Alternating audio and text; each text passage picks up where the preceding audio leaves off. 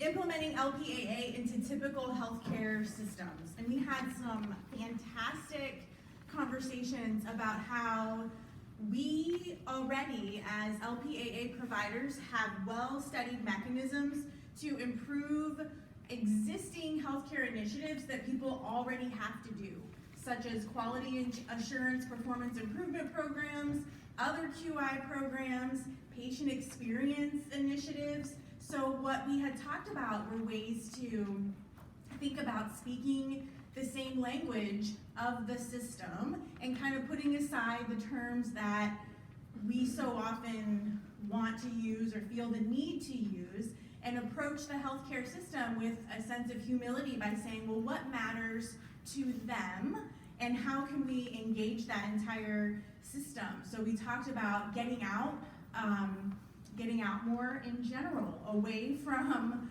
just aphasia conferences or just conferences with speech-language pathologists, and going to nursing conferences and presenting at other places to engage other healthcare providers to show them how we can contribute to the whole of the healthcare team.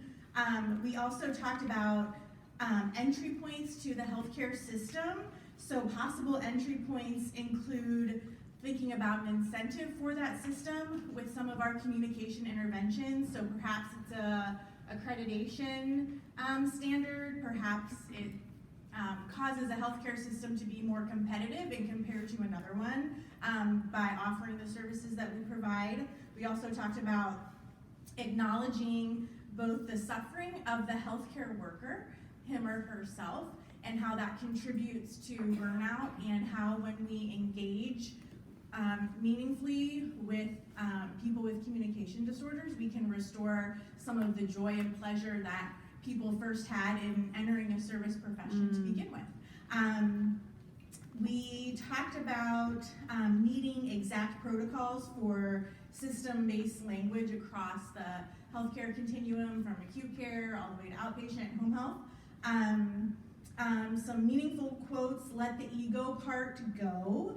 If they think another healthcare provider invented or came up with a communication intervention, then good. So be it. Who cares who came up with it? And that's about it.